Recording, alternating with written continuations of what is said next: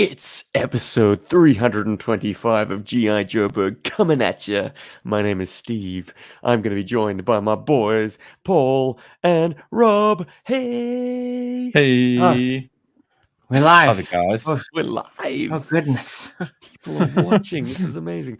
Sometimes we lose track because we do our pre-recorded shows where we talk about toys, and then every once in every while, here we are, Talk about not interacting with toys. the community. This episode, we are talking about the launch of a hardcover Dio Story book, which for the first time ever, you can own.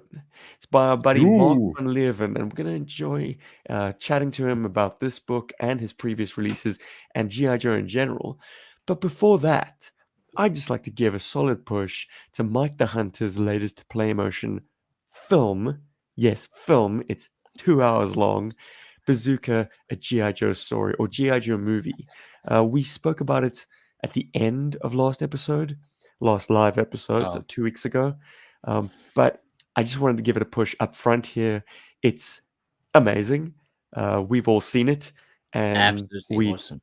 It's think that if you enjoy the playmotion medium and you enjoy the film making using action figures, classified action figures in this case, scroll down to the bottom of the comments or the description for this video, and you will find a link to watch this film. So consider checking it out and supporting Mike's production, because he put a lot of work into it. It is very evident. I doff my hat to you, sir, if I was wearing one. Let's get our guest in. Hello, Mark. Welcome to GI Joburg.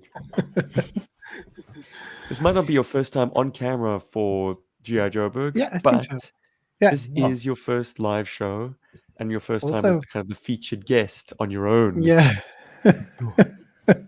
Nervous? A bit, yeah. No, don't be. It's going to be great. We're just four mates talking about our favorite toys. By the way, I saw Mike the Hunter's movie.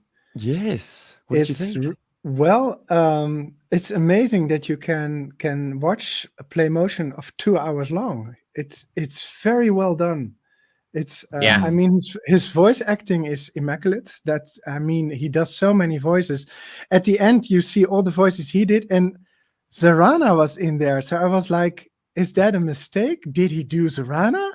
I mean, he can. Oh, the powers of You're going to have to watch it again. Thursday evenings in the Hunter residence must be quite interesting. Deep fake. I don't know what he did, but but also the action scenes are they're really aggressive, but so very well choreographed. So it's amazing. You watch 2 hours play motion and it flies by like it's very well done. Very well done. Yeah. You touched on something there. I mean, because it is 2 hours long, the action is incredible and there's a lot of it, but you're not watching 2 hours worth of wall-to-wall action. Like, there are character beats. There are a lot of moments that are worked in that are like, it's like a movie. Or am I looking at like a proper movie? Day in the life of David Katzenbergen? Yeah, you forget that you're watching toys, and that in itself is an amazing feat. I mean, wow, yeah. Yeah. Well, I don't think I could give a more solid recommendation than yours. Go watch it. It's only $5. Yeah. Rob, you've had a big weekend, buddy. Tell us your news. Oh, yeah. No, wow. I'm still recovering. Actually, I think I'm getting sick now, weirdly enough. Like, I managed to avoid... Concrud, yes. So it was ComicCon Cape Town from last week, Saturday, until Wednesday. So it was a 5-day convention, which I believe is like it's a world first. And hopefully and do conventions this long. Oh god, I hope so too. It was way too long. Too long. Great fun though. We had some fantastic guests. Probably the biggest entertainment guest was Sean Gunn, James Gunn's brother. But also a good actor in his own guy from Gilmore Girls. Yes, exactly. And Kraglin. Yes, Kraglin too, and the body movement guy of Rocket. So he does all the green suit work for Rocket actually, as the body stand-in on set apparently. It was great fun to see him. A repeat guest, but first guest for Cape Town was Veronica Taylor, a voice actor, famously known as the voice of Ash Ketchup from Pokemon. From Power World. Yeah. Power World, yes, exactly. Yes. Power World. She was great fun. And probably the coolest guest, I mean, the only reason why I'm probably even bringing it up here, was Andrew Koji, who played Storm Shadow in the Snake Eyes movie, and is probably well known for his series Warrior. And personally, he's also one of the voices of a character in one of the games I play, Final Fantasy XIV. He was great fun to meet. I just very quickly caught him on the edge of the stage as he was kind of like walking off, and I was like, "Thanks so much for playing Storm Shadow." I did. I really did. He was just coming down. I was just like, "Andrew, stop right there. I got to tell you how cool Storm Shadow is, and you're awesome in that movie." And he was like, "Oh, thank you very much." Or more like a British accent. He's British Japanese. Very cool guy. It was very nice to meet him, however, briefly. And the convention overall was absolutely fantastic. Lots of local artists, lots of people attending the event, just showing off everything that South Africa has in the way of art and their kind of like ingenuity in making like geek-related merchandise and stuff like that, which I think was fantastic. That's always my favorite part of our local conventions, is the focus on the local artists and the local people making their awesome stuff. And yeah, overall, great event. Looking forward to next year. But very happy it's finished. Very, very tiring week. I mean, thankfully, I did get sick just before. So Thursday, the week before, I suddenly was dying from some sort of like stomach illness. But then I recovered just before the event, and I was like, yeah, I'm ready to go. And by the end of the event, I seem to be the only one who still has energy. I don't know, maybe it's all the energy drinks I drink or something. But like everyone else is just like, I'm so tired. Oh, why do you still have so much energy? And I'm like, because you're a real South African hero, my boy. A real hero. I know. Believe it, pumps in your veins. But yeah, absolutely great fun. Yeah. Oh, he knows my secret. Oh, don't share it. I don't want other people to have as much energy as I do. Don't do it. But yeah, awesome fun. Right. Good. Oh, yeah. But still, good that it's in the rear view mirror now. Life returns to normal. Absolutely. Paul, you got any news from this last 2 weeks? Nothing as exciting as ComicCon. You chose not to come this year. Yeah, well, I mean, for various reasons. But thanks to you, Paul, we sold out of almost all our Gundam, because I think we were the only guys there that had Gundam. You were. So, we saw them. Paul. I saw them all over our Discord, our Gunplayer Say Discord. People were very happy. I told them all to say hi to Rob. So I hope they did. And you guys also had a lot of cool books and stuff as well. Absolutely. Coolest thing to happen in the last 2 weeks. For me, I checked out a film called The Boy and the Heron, which is Miyazaki's latest piece. Oh, wow. I really enjoyed it. I don't want to go into like full review mode, but I really enjoyed it. I think it might be obscure for a lot of general audiences. I'm not saying that to try and be like pretentious or anything. It's just that if you're familiar with anime and you're familiar with Miyazaki, then that type of storytelling is familiar to you. It won't be as jarring. If this is your first Miyazaki film, you might find it very jarring and very different to what you might be expecting, especially if you're the kind of person who watches mostly Disney and mostly like Minions films and things like that. So anyway, go in there with an open mind and understand that there's some stuff you might need to unpack. But yeah, awesome film. And worth mentioning, and it's not even like that big, but I got a game. There's a game for yes. You bought a video game? This is wild. I never knew you played video games. Bought, yeah. I'm sure you guys know an anime called sort of. There's an anime called Grendizer, which is very famous. In France and Europe, it's known as Goldorak or Goldorak. It is my favorite super robot, giant robot, like in terms of non-realistic robots. And the game is amazing. And it just sort of highlighted, like, if you're going to do a fan game or a game about a property that you love, that is how you do it. Everything in that game is lovingly crafted, from the experience feeling like you're in an anime, in the anime itself, to the fact that it's not just one note, it's not a single note gameplay. And that was really, really cool to experience. And I just wish Western companies would kind of look into Western IPs the same way instead of trying to make things like one thing all the time. I think guys making a GI Joe game could learn from that. Anything. I think there's a lot to be taken from the Grandizer game. Anyway, I'm just pumping it because it's awesome. And yeah. Otherwise, that is the coolest stuff that's happened to me in the last 2 weeks, which is okay. I like things being Say chill. a hearty hello and yo Joe to the members of the chat. We've got 12 sets of eyeballs on us currently. Spoonkiller slammed in early, saying 15 minutes. He was there 15 minutes early. Christoph as well was in like Flint. Debria J live. Chasing 80s is here. Hello. And sends a greeting to a fellow member of the Netherlands. Or... Hi, Mark. Hi, Mark. Oh, hi, Mark. Ridley01. Hello, everyone. Debria J says that we need to sell tickets for Fathom events. Yep. We'll be your hype men. Alan Grant is here too. Fellow Queenslander. Right. So, Mark, let's have your GI Joburg identikit. Before we talk about your latest publication, I'd like to know your favorite GI Joe action figure, your favorite Cobra action figure, and your favorite vehicle from whichever factions. Favorite Joe is Lady J. She was my second figure that I bought. Like Rob's mother, my mother hated toys with war or whatever. She actually made me change the channel when they start shooting in the cartoon. So I need to... Oh, wow. So you missed all the fights. It was like, okay. Yes, it influences my play with the Joes drastically, because in my play, it was not about the action, but more about how everything was befriended and the social part. Oh, that's great. You got a commercial break every time they're about to fight. I had to change the channel so often. Yeah, it's just terrible. But the first Joe I bought was Shipwreck, because he was not a soldier, and the second one was Lady J because she was a lady. And okay, that was okay.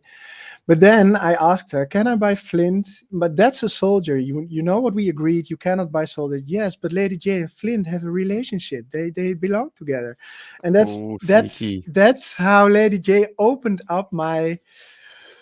Because then she agreed, and I bought Flint, and from there it's just like so Lady J is the power of love and shotguns. Yeah, definitely. And my favorite bad guy, it's not a Cobra, it's Zartan. Zartan is good choice. Is awesome. I never had him as a kid, and I really wanted him, and it's actually quite sad story because I missed out on him by this much. There was one store which was like a 20 minutes walk from my house who had just one, and I didn't have enough money, so I begged my mother, please can you give me the money, I will work for it, I will ever. And it took me a long time, but I convinced her, so she gave me the money, and I ran to that store because I know they had only one, and I came there, it was gone. And I saw one person with that box at the cashier, and in front of me, that is the last awful. one, and I never found him again. So it was like, oh my god, that's my trauma. But I really loved the character. It was my favorite character in the show, and still is. So finally, I have a Zartan, but it's yeah. So the one that got away, the one that never was. Yeah, that always happens though. Well, Xander and Serena the year after were a consolation prize, although my Xander never turned blue.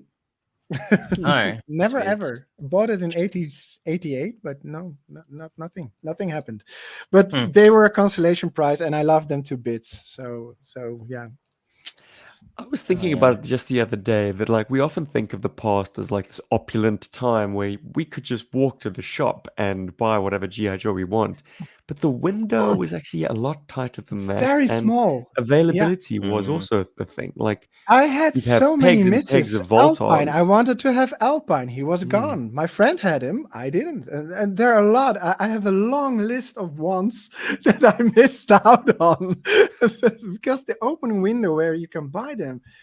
it was And so you didn't short. have the spending power to just plunk down No, you had to a lot save of money. change for an So entire wave. You had to yeah, like select one, and then But that's what time you makes got it back, more they were special, gone. you know. You had that That's chance true. to get the thing, and That's whatever you true. did manage getting is will hopefully become some of your favorites. And I could change my mind like that. I think I went for the Alley Viper like 3 times, and 3 times I came home with a different figure.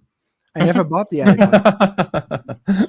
I saw him in the stores, but other figures were hanging next to it, and I was like, no, I actually want the other one. So you can change your mind. Weird how that happens, eh? Yeah. Best vehicle, Cobra Bug. Oh, yeah, yes. everyone's favorite. You, me both, baby. Oh, yeah, Absolutely. everyone's favorite, sort of. Yeah. I have say to sort of mention though, transparent. best playset also. Maybe can I do that? Sure.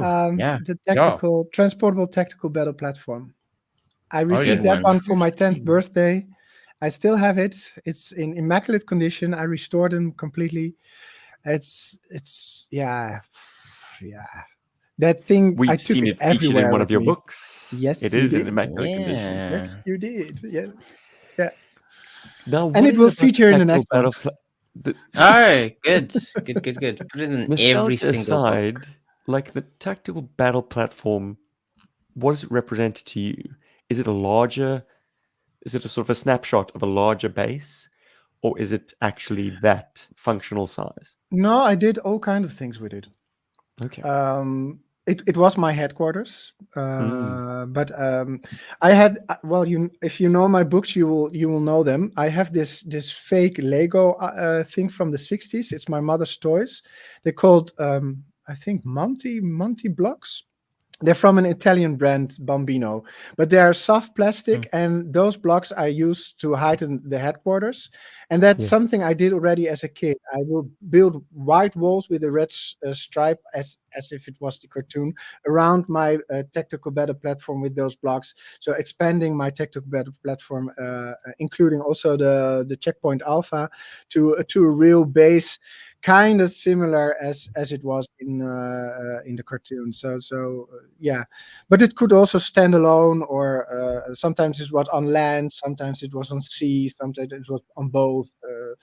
I connected it with Playmobil, whatever came to my mind, and what was needed for the story.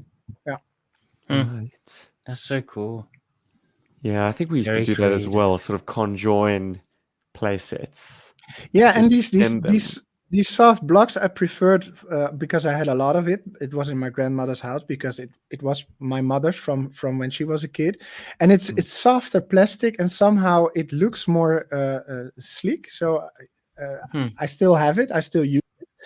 But it's a beautiful building material. I actually used it also to enhance the Playmobil castle in Return of the Games Master. You saw the Playmobil castle with all kinds of additions in bright color.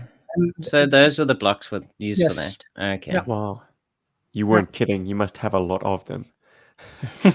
I mean, if you're not a kind of building blocks guy, acquiring enough to actually make proper additions to your sets, it's not I easy. have to admit it was a challenge, because I thought I wanted you to use every strange block that I have with weird curves or bows or whatever. So this is what I finally came up with, but I actually used everything I had to give it those weird towers and etc. So yeah, it was a kind of a challenge, but it was fun. It took me it took me a few afternoons, but it was I'm glad very you raised relaxing. it, Mark, because I was looking at the digital copy of your hardcover, your forthcoming hardcover last night, thinking, what are those blocks? Because they have studs, but they're not Lego studs, and they have a waxy look to them, not precisely the hard ABS. So you've answered my question very, very eloquently. And I use it in everything. You must. If you look very carefully, you can see it everywhere. It's the strut that I extended the battle platform. What is it? The legs. The loading dock, but the legs extended the ramp. The ramp. Thank you. So I extended it with those as well. The headquarters is extended with the same stuff. It's everywhere. it's my favorite building material to go to when I making dioramas. So yeah. Oh hell yeah. Smart. And the fact that your style incorporates so many other toy lines, you don't sort of, well, you do build up sets using various means and materials, but like you've never shied away from incorporating like Playmobil stuff, these blocks. So there's a kind of a great aesthetic choice that's been made, which invites all these other lines. It came natural because this is what I did when I was 10 years old. So it evolved, but in general, it's really close to how I would make my dioramas with my cousin at my grandmother's house. We used everything that was available. So also her old curtains, old sheets, bed sheets, but also wooden toys, small toy soldiers. We used them. He used his Playmobil fire truck to make a bridge that could extend and then retract, because we just threw blankets over it, and then that ladder could retract, but it looked like a bridge for the Joe. So that all kind of things. So it does come natural to me, and I still use the same stuff that I did when I was 10. So it's the building blocks, it's Playmobil, but also my other toys. I mean, you read the Return of the Games Master. All my old toys are in there. My plushies, my Charmkins. I mean, they're there. You inadvertently created a catalog like the Sears Wish Book for GI Joe content creators to source various other bits and bobs that can add to the universe. And now, we have linked below, if you're curious, dear viewer or listener, we have linked below Mark's other features that we have actually taken a look at on the channel. Return of the Games Master and Seasons Shorts. But you've been doing this for a while, haven't you, Mark? Yeah, but before we go into that, I want to say to Rob, thank you, because your readings are so great. I've heard him so much that now when I'm reading my books, I'm hearing your voice. Oh, wow. Incredible. That is actually quite amazing. I've creeped into your mind. Yes, you did, but it's fun. It's fun if you hear someone else reading your story. So especially how you voice Scrap Iron and Major Blood in Return of the Games Master. I love that. And also, yeah, the sentence from Matti. I think he's only one sentence from "It's all cotton candy and caramel fudge until they attack you." Your deliverance is brilliant, and I hear it in my voice every time I read it. So, well, thank you for that. Great. Well, I hope everyone hears it. As they're reading the new book. But this is the first book that you're launching as so up to now it's a personal thing. You've made it for yourself. You've shared it with us at GI Joburg. But what made you want to launch it as a thing that everyone can own now? Well, because people asked. Okay, good. I think the last time I was in the show with Ron was that, but it came on the subject of the coffee table books, and a few people responded I would buy two or I would buy one, but I was hesitant because they're very expensive. They're expensive to make, and I looked into a crowdfunding option, which. It's a lot of work. It's not for me. Crowdfunding is not easy.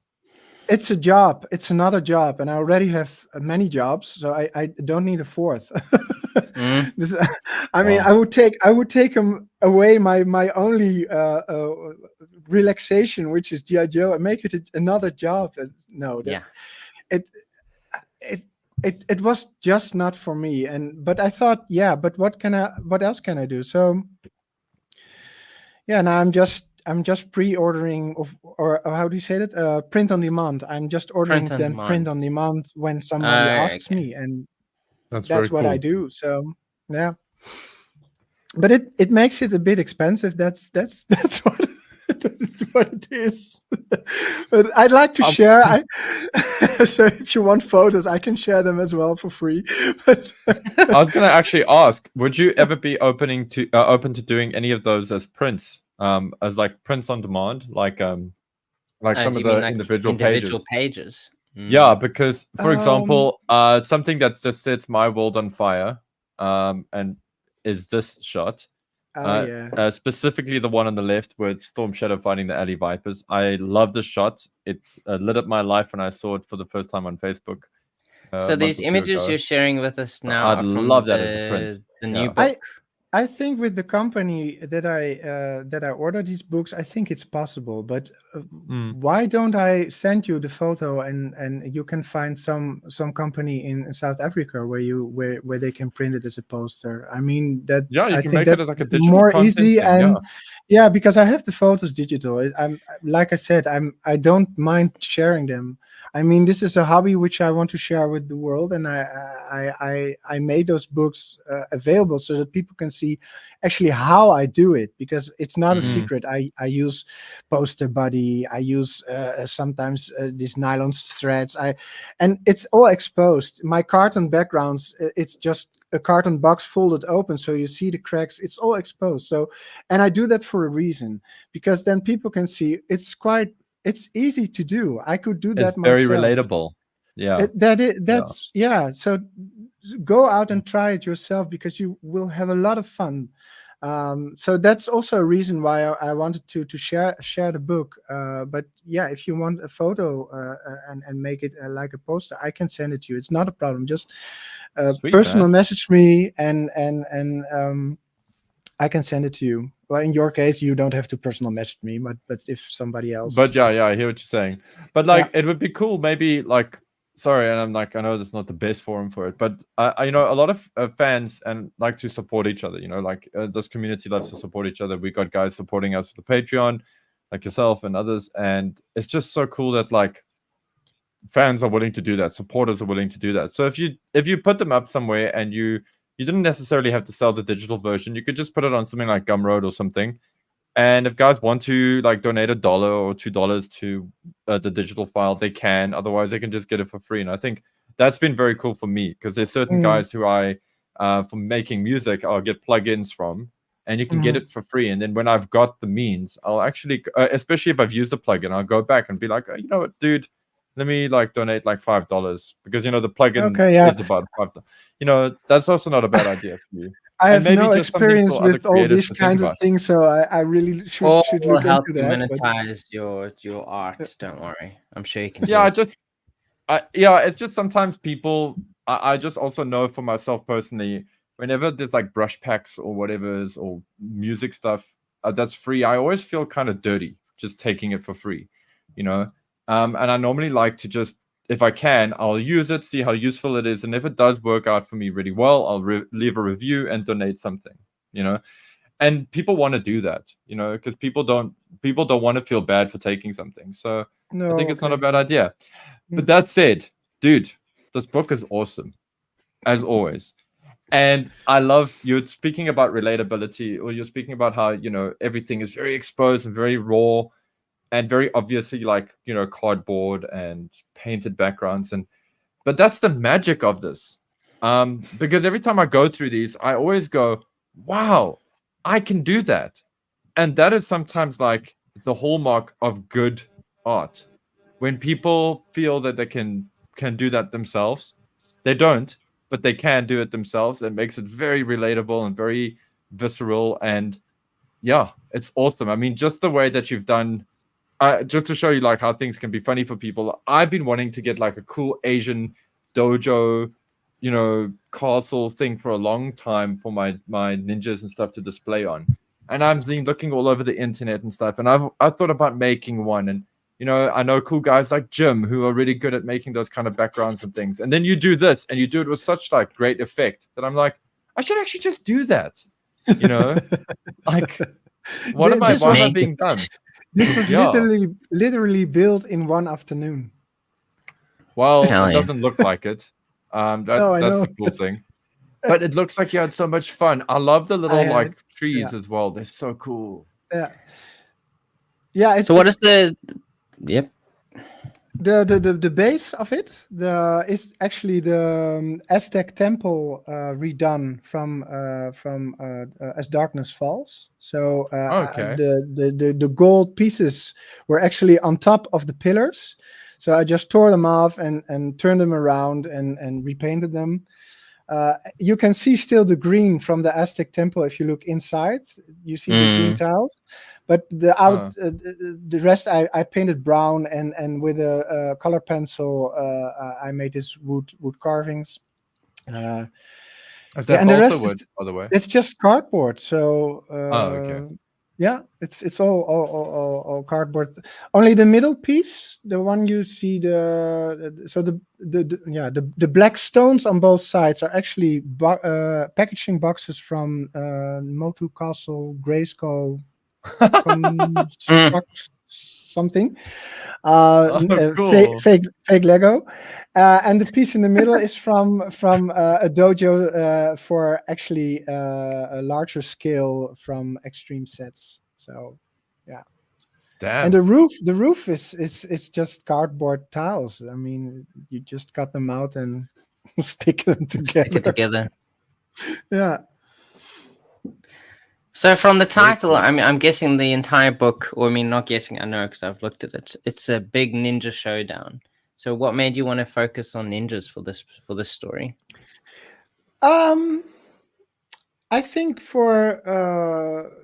because actually I don't like ninjas that much. Could have fooled me. Such a dirty mouth. Challenging yourself. You're challenging yourself. Can I actually no, tell a cool but story my cousin and I. No, my cousin and I used to have this. We could play for weeks with a continuous storyline, and one of the best continuous storylines we had was with our ninjas. So he had Budo and Jinx, but he didn't want to play with Jinx because she was a girl. When he bought her, he didn't know she was a girl. He just missed out on the boobs or the nail polish. So I was like, but she has nail polish and boobs. How could you not see that? But he was, no, it's a boy. It's not a boy. If you read the card back on the back, you see that's a girl. So he was very upset that it was a girl. So he passed her on to me. And from that point, I played with Jinx. So we had Storm Shadow also. And I had Snake Eyes version 2. And that was our small ninja crew. And we played with it so much and we had so much joy with it. So this is actually a book which was created because I thought of that time. It's for sentimental reasons. I wanted to have the ninja team that I would have at that time because we missed out on Quick Kick. We really wanted Quick Kick. We missed Scarlet. I mean, she was never sold in the Netherlands. We really wanted the Scarlet, and we wanted the Snake Eyes with goggles instead of the because he was in the cartoon like that. And then Snake Eyes version 3 came out.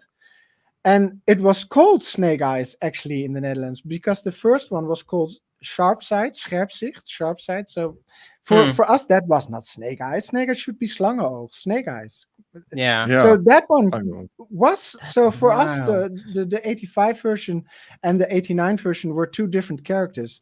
So that expanded our group a little bit because then we had 5 counting right, Jinx, 2 Snake Eyes. Yeah, Budo, and Storm Shadow. So that was 5, but we wanted Quick Kick. We wanted a bit of more people in it. So this book is also a bit related to that I could add all the people that I really want. And I added also a nunchuck, Scherpzicht. Thank you, Chris. Very cool. Sharpsight. I translated, but of course it's Scherpzicht. But yeah, yeah. So that's how it came to be. And also, my favorite character, Lady J, never had a role in one of my books, at least not a speaking one. So I thought that can be that's a no. she must have. So I put her in as well, and that's how it came to be. So it's a ninja showdown with Lady J also. Yeah, that's what it is. That's wild. Yeah. But it's cool. It's a challenge as well. I think you're kind of taking your least favorite characters now kind of channeling your enjoyment of them in the past, to kind of create a book that, hopefully kind of bridges, that what you don't like with what you like, hopefully. It's also a bit of it's a bit of a sad farewell for my Scarlet toy, because Scarlet, she's really old. She needs to retire. The figure. No, not yet. It did not break her arms, but everything is stuck. So I need to force her arms, and I'm really scared to hold her or to move her to and give she her has movement. a straight arm. So yes. Oh wow. So and this book also gave me a chance to give her a great farewell. So she has a part in the beginning, a small part in the middle, a small part in the end. But I did things with her I'd never done before. So she's with her straight arm standing in poses that looks more natural than I thought ever was possible. And I gave her sling. I mean, she has a sling on her butt and she never uses it. So I thought, how can I make Scarlet work in a way you've never seen before? So I gave her a sling. So it's also a bit of a farewell for her. My next book is also including Scarlet, but it will be Scarlet version 2. Okay. Oof, well, that's also going to be a challenge to try and get natural poses out of those legs. I have some tricks up my sleeve. I already made poses that you. Wow! But I'm enjoying it already. Excellent. I'm just really glad you used Night Creeper, the Night Creeper leader. That made me very happy. Cool. He is very cool. He's like the brightest ninja, but nobody sees him. Nobody sees you, bro. No, I also he doesn't see anything himself. Slice and dice. I don't like dice particular, so he has a small part. But I do like Slice, and I want Slice to be part of my ninja group as well. So I did it. I just made him a member because why not? That came as a big surprise. Seeing an unholy alliance. I don't want to give away the details of the book. Don't spoil anything. Yeah, it does hold some surprises for me. I'm like, Mark, you crafty fox, you. Now, let's show off for it, if you will. Oh, you can. I didn't catch the last thing you said because you're what did you say, Steve? I froze. I've got a few sample pages. So we're gonna show them. Bring up some visual cues and feel free to comment as you will. I enjoy the integration of the cardboard sets, but what I really enjoy is how busy you've created your pit or GI Joe headquarters with sort of lower levels, upper levels, ramps between them, vehicle areas, personnel areas. It's a visual. I wish my house was bigger. This is actually sitting on the ground. I have 2 small rooms in the attic, and this one is it's always there. I'm not changing it, but it's on the ground. So it's because I do have a lack of space for my toys. So I have to make choices. But yeah. So is this a permanent fixture then, Mark? Or do you keep this up for play and for photography all year round? Yeah, it's all year round. Yeah, I never. Okay, the other stuff. I mean, what is so important is using the cardboard means that you can pack it flat and then store it. Yeah, but in this case, the ramps you see, I cannot make them flat anymore. It's they're constructed like that. They stay like that. I have to renew them though. They become a bit of they start to curl because cardboard in 2-3 years. The moisture, yeah, that does that, man. I wanted to ask, it's such a random question, and you have kind of answered it already, but do you ever just go up to that attic with all of this stuff set up and not with an intention to shoot? Not that that's a bad thing, but do you ever just sit there and just kind of go pew, pew, pew, pew, and run some scenarios and just have fun, just sort of taking that time almost to play. If I really have a busy if I really had a busy day, as soon as I touch my figures, it relaxes me. All the stress goes down the drain. It's just gone. And I'm not a guy that I can really do pew pew pew. That's I feel very uncomfortable with that. Understandable. I tried, but no, it's not for me. But I have stories in my head, so I would just pick up the figures and place them and so the figures will change in places over time. And no, that's perfectly cool. Because that's the point I'm trying to get at, because I think it's so important for us as grown-ups, aka children with responsibilities, to be able to always, to do that, to take that time out and actually enjoy something that is physical. So relaxing. It is so relaxing. Yeah, I only have to touch one of the figures and all the stress is gone. It's So almost every evening. A short bit, but when I really had a stressful day, I will stay up for a few hours up in the attic just to make new stories, add new vehicles, change the vehicles that have been there for too long that I get tired of, and then make something else. Change it into a Battle Force 2000, or I did Z-Force once. So yeah, but the base stays the same, but just everything else would change. So vehicles and surroundings. Yeah. Because like, for example, I mean, I don't want to say it's not really criticism, but I mean, I often get a lot of comments because, when I have guests over on the few occasions that I do let people hear, like, I've got a lot of toys, as you guys can just see from behind me. I've got a few toys there behind me, and I've got stuff in the lounge and everything. It's not a situation peculiar to you, Paul. Don't you worry. Yeah, when I visited you, Paul, I was like, what are all these toys doing here? Like, aren't you an adult? Yeah, Rob is actually such a judgmental butthead. He was all like, oh my God, you keep your toys in the lounge. Oh. What, you call yourself an adult? Jeez. No, I mean, my love for toys is definitely not something that's closeted. But the point that I want to get at is kind of like that for as much as like I will labor that criticism and that those kind of comments, it does suck sometimes to have to deal with that. But then I remember, and this is why I'm getting into this. It's the reason I get up in the morning, guys. I mean, I get up in the morning because I'm like, I've got this cool job. I do cool stuff, but I honestly, I do all of that because it lets me afford my toy habit. It lets me enjoy these things, and this stuff keeps me in touch with being a child, and that is what keeps me creative. And I mean, what I'm saying sounds like I'm justifying it, but it's more a case of just deconstructing it, so that if there's those of you out there who feel maybe you have had this kind of issue, think about why you do this stuff and why it is important in your life. And you'll probably find that, it's a similar kind of situation. So just wanted to put that out there, just because a guy like Mark, you're very, you and anybody, actually, not to devalue or trivialize what you've done, but anybody who does something with toys, like Mike the Hunter, like the playmotion stuff, like these books. I mean, there's a certain amount of courage that comes with it as well. You are kind of going, I'm a big kid.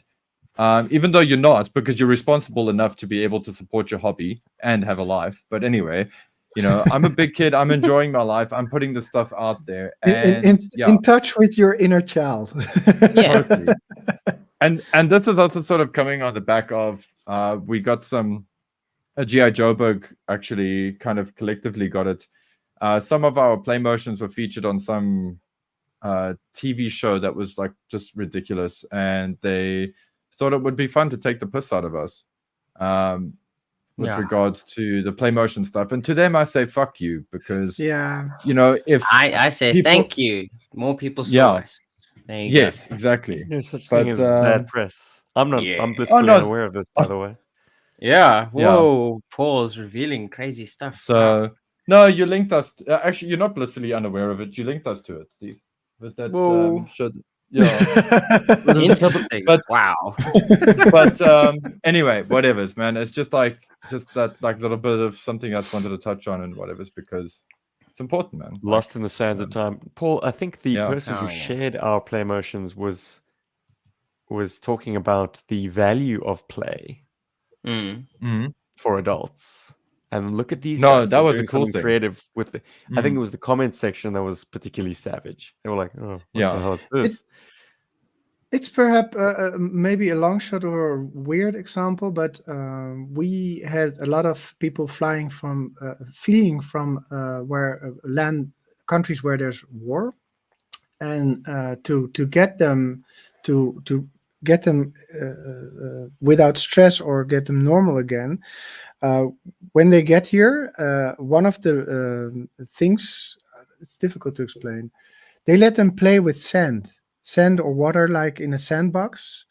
To kind of like just something to take their mind off Oh, what they're doing. yes. To like get a focus handle on stuff, something yes. else. And Yeah. because they do that, it's all fleeting. They get in touch with, because they just play, they build sandcastles, and it helps. It helps, and it gets their mind off, but it also gets in touch with their feelings again. And this is just showing you how important it is to play. And you won't have to play with toys if that's not your thing. But as an adult, you need to have something that you can do to give yourself this. And for me, it's GI Joe, but for someone else, it could be something completely different. But could be your car, could be your camera. Precisely, but at least it's important that you realize that you need to have something to do something like that, because it really works. It's proven, and they actually do it with people who come from countries where there's war. So yeah, that counts for something, I think. But maybe too heavy for now. Oh, chaplains. Gotta play with something or you'll go blind. Heck yeah. Okay. And while we are dipping into the chats, I'd just like to give a big hearty yo-jo to Yoav Ben Orr, who's just become a GI Joburg YouTube member. Welcome Hope to you the like record. it. Hell yeah. There are about 100 vlogs, if you're curious to know my thoughts. There's a lot to see. There's a lot to see as a member. For They sure. need the bits and bobs. YouTube really needs branding for that. You know, What? like they need to, because the way that, like, it's very difficult to communicate that, to co-op that. You know, if we speak about, oh, thank you to the Patreons who have supported the channel, yay! Thank you to the YouTube members, the ones that are paying for supporting the channel. Well, it's obscure. There's subscribers, so there's people who subscribe to your channel, and then there's people who are members of your channel. I think within the YouTube sphere, we do understand what that means. But then, of course, if you're on Twitch, subscribers are people who pay to be on your channel. Then people who follow you are just people who follow to watch you. You know, it's let's get back to it is confusing. They need to change that. I think that brand, I think it's broken. I'd love to be on that think tank. Well, go ahead and give them your thoughts, Paul.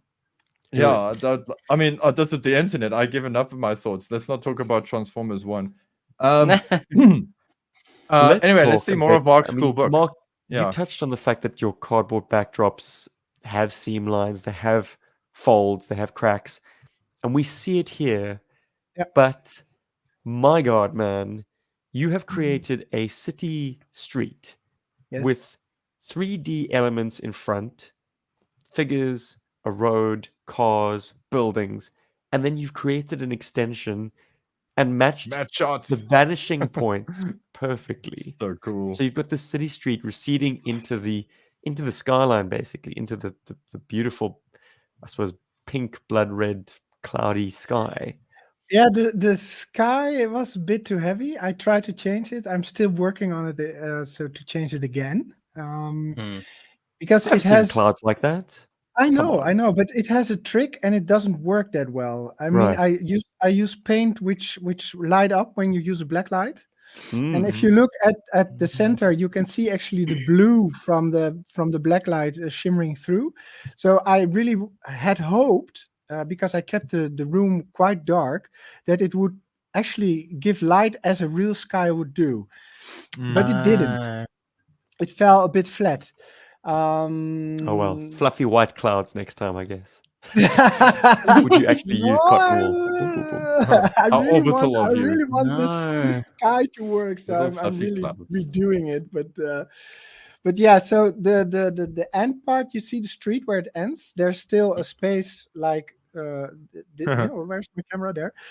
Like this big in between, so it could have the black light laying there.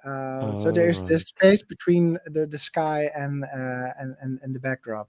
But yeah, it didn't turn out as I wanted to. But still, it's I mean, the way the street. Your look is drawn into that single point. It works really well. It's also a bit of luck here. I know I knew what I was doing, but that it turned out like this in the end was like, wow. Yeah, sometimes that's what happens. It's the unexpected things happen when you kind of like you make it comes out. It's not what you wanted, but it's still very interesting to see. And I made sure that work when you have a lighting, plan. also to play with light. So the right one is where the sun shines, and then the left one is the shadow. So I placed all kinds of lanterns on behind the buildings, so that from the 3D buildings you also see the light coming from in between the buildings. So you kind of get that the sun is on the one side. Yeah, precisely. Yeah. I love the Transformers cameo. I'm privy to a bit of privileged information, perhaps, but I know that you've had at least one sale already, and I know to whom. And he also is quite heavy into the action figure, let's say, playmotion game. He is going to be picking through this book and looking for ideas, or at least I hope he is. I hope. Absolutely. I don't know. Can we say his name? I don't know. That's. Let's keep it mysterious, I think. But he knows who he is, and he's probably listening to this or watching it in the future sometime. You know who you are. And yeah, look, he also has an incredibly artful way of integrating toys, backdrops, different toy lines. So I'm delighted to see that there's almost a collaboration of ideas happening here. Purchasing your book, seeing how you've created these scenes, and then seeing what he can integrate into his own work. Very exciting to see. Yeah, I hope. I hope to see more of his work because it has been a bit quiet last time. We will. Okay. We will. He's getting cracking. You're what's going to inspire him to do something again. I'm sure. And there's one of his playmotions. I cannot name it because everyone will know who he is then, but it's just so brilliant. It's so brilliant. It's the first thing I saw of him, and oh my god. Well, what's the name of the playmotion? People can search that in their YouTubes. I think it was his. Now I'm doubting. It's about the two Cobra cosmonauts in the air. Yes, Cold Armor. You will find it on GI Joburg's Special Forces. Yeah, brilliant. It's just two cosmonauts, Cobra-nauts hanging in doing something. It's brilliant. Basically, like from two handymen working on something. Yeah, two plumbers working on a toilet or something. But they happen to be astronauts, Cobra-nauts in space. It's a like that anime, like life. It's so beautifully done. Only when you are making fan films can you get a concept like that on screen, because no one would ever produce that professionally. That's just what is this? But for a GI Joe hardcore fan, seeing a pair of Astro Vipers just going about their business, it's actually one of my favorites, and I watch it many times. Yeah, it's a goodie. Good. I remember when we shot I think we worked with Mate to do the thumbnail for that, didn't we? With Mate Mylar. Yeah. Yes. Yeah. Mate did the thumbnail for Cold Armor. That Astro Viper. I learned a cool trick, photography trick from him because of that. I want to throw this out quickly. Just shouting out to Gaz. Let me correct myself. Mate did the promo images, but you did the thumbnail, Paul. Kind of followed on from Mate's work. Paul loves the thumbnail he did. No, it's not my thumbnail that's used. It's Mate that's used. Guys. Tell me it's me. The final one. But anyway, we did a lot of. There was a lot of collaboration there. It was actually a very cool project, and I also really like the subtlety of it. I think I even mentioned when we were speaking about it back then that it's kind of like Planets, the anime, which is about space junk men. So yeah, So also just a small shout out to Gaz. How's it, Gaz? Guys, I was telling the guys about, I don't know if you were here earlier, but I was telling the guys about the Grandizer game, which I see you are also a fan of. So, and yeah, just saying, I see you, bro.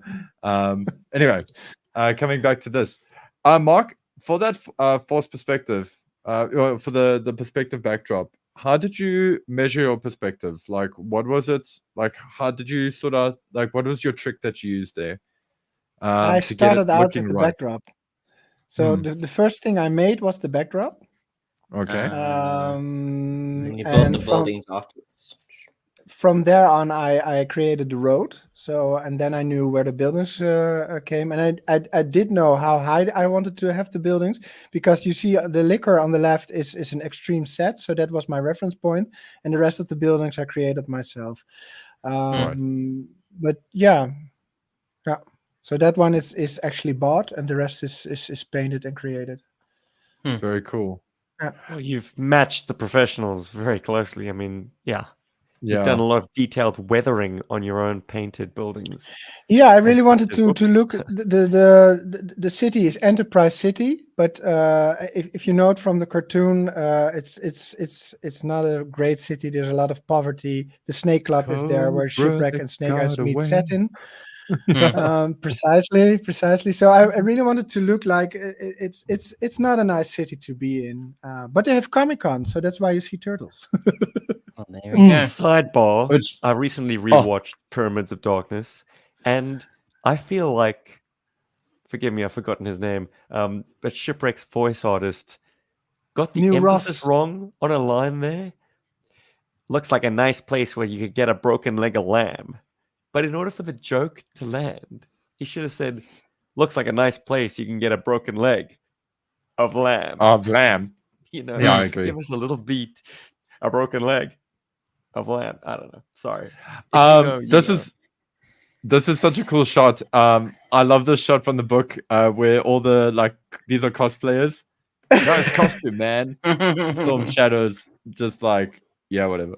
He's just being Storm Shadow. Well, smart, because love it. Mark, I suppose, given the option of creating a custom, civilian clothes Storm Shadow, and then just using Storm Shadow in his, signature look, you went with the latter. And how did you then pass him off as being able to hide in plain sight in the middle of the day in Enterprise City? Well, it's a costume convention. Yeah. Nice. Yeah, and I also it gave me the chance to showcase other ninjas from other toy lines. So like the Turtles, Street Fighter, and I mean, it's Ninja Showdown, so they should be in there somehow. Absolutely. Yeah. Honda is and there, to that end, you have been a big fan of reaction figures. Yeah, to populate your world with 5 POA guys, but guys that look different. Yeah, they work. Well, that was always the struggle growing up as well, was trying to find enough non-military looking characters to kind of fill up your spaces when you weren't in a military zone. And the sort of smaller lines. For our purposes, we didn't need those figures to be hyper articulated anyways. Yeah, that's what I'm getting at. They just need to look casual. Yeah.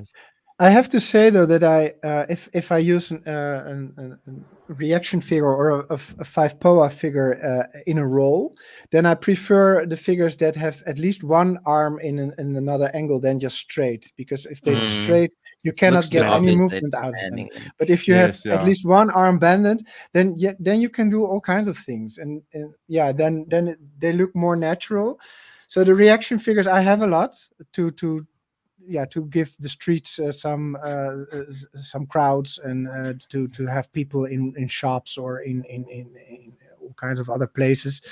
But yeah, their use is very limited. So I stopped actually buying them. If I buy one now, it would be one that at least have one arm in another position, because then you can do something with it. Yeah. I was very delighted. Say Street Fighter? Sorry. To have picked out This is another photo or still from the book that I'm going to share. Well, they're all stills. What am I saying? But Playmobil had Another that video from one the book. amazing line called "Top Agents." Is I- that where you got this base? Yes, I quitted a job at that time, and because I was changing jobs, but they gave this last payment. I don't know it's how it's called in English, but you get your salary, but then a bit more because of vacation money or whatever. Thing. Yeah. But it was some extra money, and I used it to buy this set. The set was expensive, but I saw it in the shops, and I was like, I need to have this. I mean, this is so awesome with the lights and all the secret doors and secrets, secret layers, and so cool. So I bought it and I put it to good use. Beautiful. Well, you've also lit it quite atmospherically. A lot of red light. 90s computer there. Panels. But Paul likes to call it finger food. There seems to be a lot of finger food in this set. Lots of decals and detailed sculpted elements. Yes. Oh, it's fascinating. I'd love to have my hands on one myself, but yep. I think that time has come and gone. They're not at retail anymore, obviously. I'd have to find it on the secondary. Good luck. Yeah.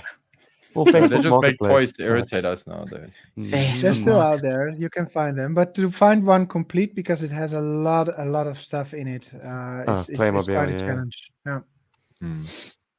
But a great toy, and I'm delighted to see it showcased here because I've always been fascinated about it. But until you have someone like really interrogate in the guts with photography, you don't get to see it from all angles.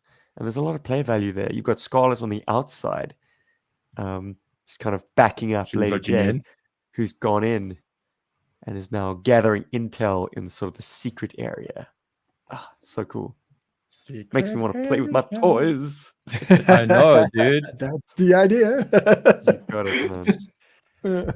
And then a complete textural shift to this very icy cold environment.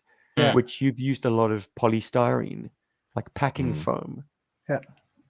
It's amazing. What are these? Yeah, I had to put this in there because this is how my cousin and I would make underground bases. Just put some strange lights in there, styrofoam from packaging, and of course also the blocks from Monty blocks, I think. Monty blocks. Yeah. Monty blocks and plastic. it's very simple. You can make it. I also, and that's from the Benelux catalog. I used old electronic devices from that we had laying around. So VHSs. It's not in this picture, but if you progress, you will see some electronic things. Oh, I'm going to hold that back, Mark. That's a surprise. That little set element. No, I wanted to be disciplined. I didn't want to just thumb through the whole thing, but I did want to take choice images. It's a diverse book full of unique textures and settings for action figures.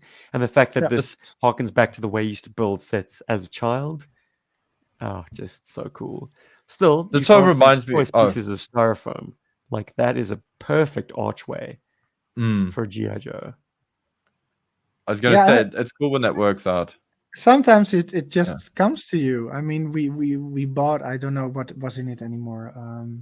I think a vacuum cleaner or something. But I saw the styrofoam and I was like, that's for me.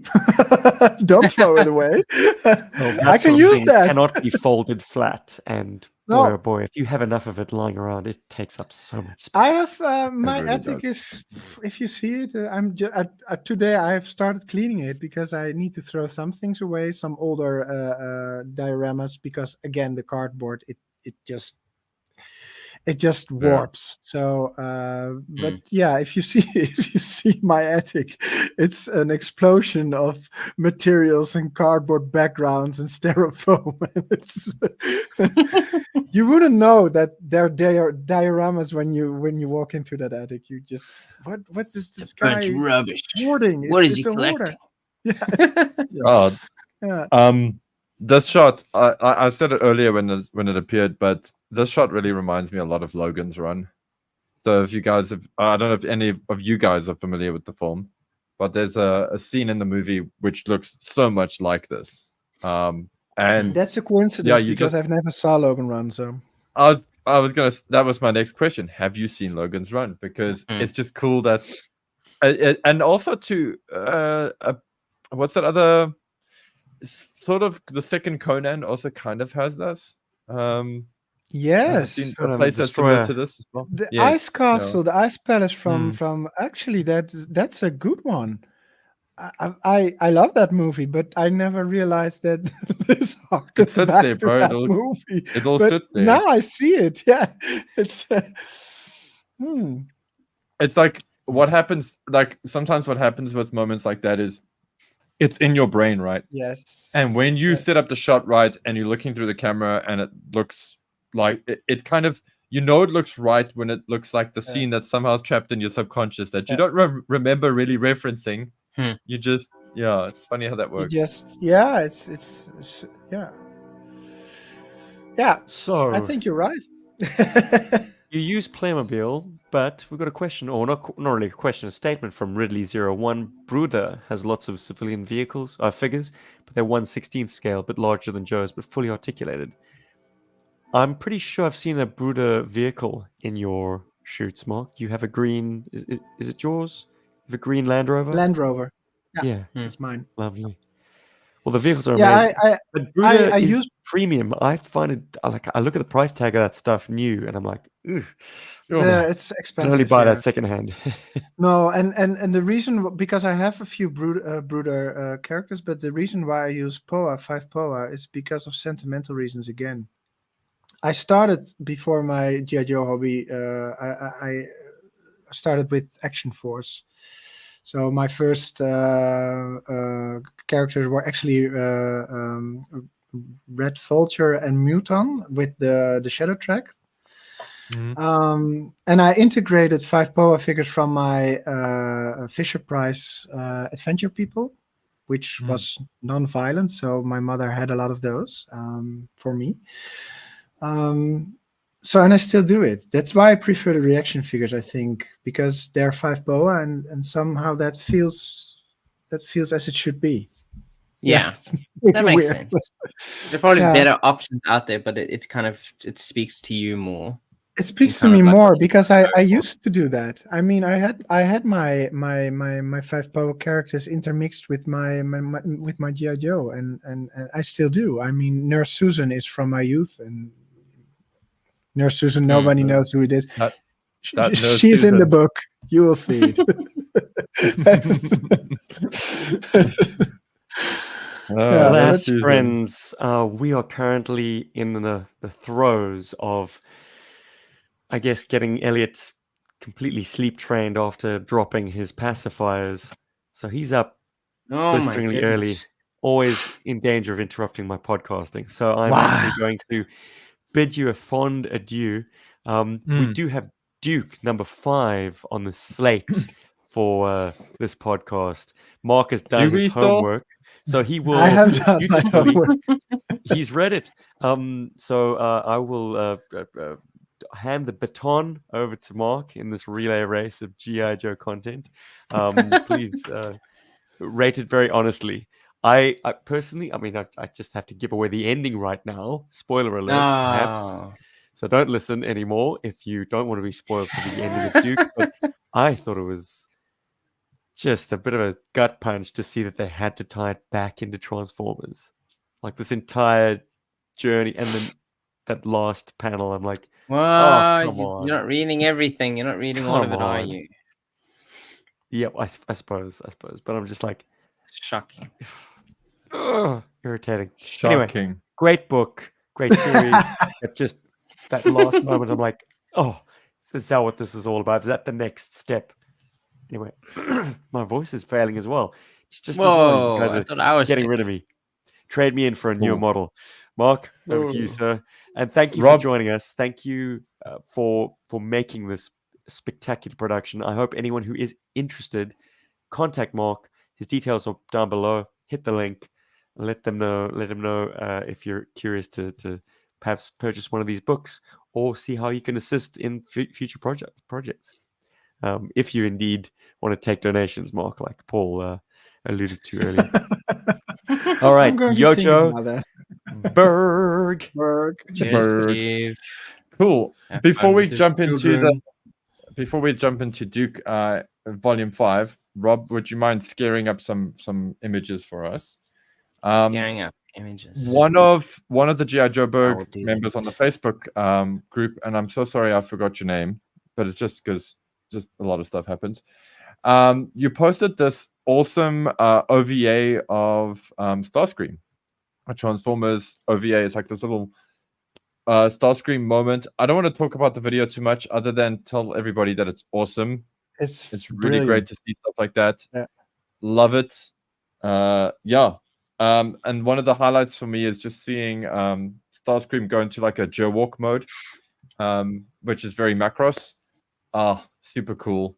So yeah, I watched that, and then I read Duke episode 5 or issue 5, and kind of had a bit of that like vibe in my brain going into this. Nice. Rob, So you haven't checked it yet all about because you've been so busy with the cons and stuff, or with the convention. So okay, and also one thing, the Hawk's face on I this hated page, it. I love terrible. it so much. No, So I laughed when I saw it, but it doesn't. That's exactly add what's anything going to the on story. here. It's just I hate it. No. I love it. It's so disarmed. It's like Hawk has just been completely. He's like, pants have been removed now. He's just like, and he's pissed. He's like, I know, but it's not. No, it's too. It's too comical too emotional. or something. It's too emotional. Yeah, it doesn't fit. It doesn't fit in. That's somehow. why I like it, because it breaks things a little bit. But anyway, I enjoyed that moment. We need the issue to open up with the delay, because obviously, the last issue ended with Duke being attacked by a bat. So it's just this kind of like just a quiet moment to delay you one page further before you kind of get back into the meat of what's going on. And it also kind of sets up at the end of the page, it kind of sets up how possibly they will be finding Duke. Foreshadowing. Happy to find him. So it is kind of nice that it's a little reminder, like in case people had forgotten, that he did have this device on him that was helping him to track down wherever Destro was across the world. But yeah, so Duke is unfortunately about to die, and we're only on the second page. Oh, it's very cool. Yeah, you kind of get the hand, kind of grab, holding out the device, and then Duke. If this was on camera, it would be so cool. Like on film as well, it would work so well visually on a film. Oh no, for sure. Yeah. And guys, what are your thoughts on the bat design for this series? Mark, what do you think? Yeah, I think it's cool. I mean, it's more black overall, I think. Yeah. Like the helmet is also quite dark. It could be a prototype. It could be the first, or it's. I like it. Yeah. And I like the way it transitions its weapons. Like at one point, you'll see it take the claw off, and then kind of just instantly, kind of like it comes out to be the flamethrower. I quite like that as well. It's more like integrated. I mean, obviously, he has to take the thing off like he would as the toy would, which I think is kind of cool. Yeah. And I imagine like, but he's not carrying them on his back. Yeah. But like, which kind of also suggests it is kind of like an earlier model. It was just set up there. It's not ready, completely combat ready yet. And we get some cool shot of Mercer and Destro watching the action. And this is how Duke gets out of it. Essentially, Destro stops the bat from killing him. It's like, Mercer's like, does anything stop this guy? I'm pretty impressed. And it's like, plot armor. You have him in the claw right now. Yeah. Like he could have to do anything. He could just snap his head off. It was like. Also, cool toy throwback there as well. But he doesn't. He lets it loose. It's like a Bond movie. I did wonder however, because this is a very successful grip for the bat. I mean, but he lets him go, and then he changes his hand. And I thought, no, go back to the snapping and just cut his head Yeah, the off. snapping was working out really well. It was working. Why are you changing your tactics? But yeah, it has to, because otherwise we would have a headless Duke. But yeah. Yes. So we have to give a little bit of leeway in the way that they're telling the story. He could have cut off an arm or. Yeah, he probably could have done that. I mean, the way it detaches, I mean, it does suggest that there is a point there. Major Blood lost an eye during this series, so why not a leg? Well, no, just lose a head because when you lost an eye in this, but Cobra Commander is just bloody all over the place. I know. I really like that one, by the way. Me too. Moonlight 47, Mercer being bigger than Destro, we'll have to get used to it. I have the what is it? The 5-pack, 7-pack, 5-pack that Big Bad Toy Store did of all of the Dreadnoks, and then all of the Slaughter's Marauders, and then the Mercer that comes with that. He's actually kind of a tall figure, so that actually clued me into let's make him like he's a bigger guy. Well, he can be taller, but I mean, obviously, like toy wise, it's usually Destro and Roadblock who are often the tallest figures. The tall guys, the big boys. Own. Yeah. I've never really thought of Mercer as being bigger, but it's kind of cool to see him being more larger. It makes him more physically imposing, I think. Mm-hmm. Yeah, and it doesn't lessen Destro. I mean, Destro is still imposing and important looking. So yeah, it's just a big henchman in a way. Yeah, which is kind of like the way it usually has to be. Yeah. So we finally get our proper reveal of Destro. Yes. And he looks kind of cool. Yep. I really don't like the suit. I was like, no, why? Because we want the gem there, so he has to shave his chest so you can throw it off. The gem is perfect, but I so hoped we would see him in his classified outfit or or the other way around, like a black suit with a red shirt or something. I don't know this, but also the red. If you see the jewel, if the suit was that red, this is. Then maybe it would work better for you. I don't know. It's kind of. 70s? I like it because it but that's why I like it. Like I dig that Destro is kind of showing his Bond villain look. I know. And it's the precursor to the Destro book, because the Destro book is gonna obviously have him in he's full of regalia. But we have seen him in his his actual outfit, although I think that is in shadows. I think in previous issues. Yeah, but this kind of is his big reveal. So but I do like his how do you say manchettes? His cufflinks. Cufflinks. Thank you. Cufflinks, yeah. No, those are very cool.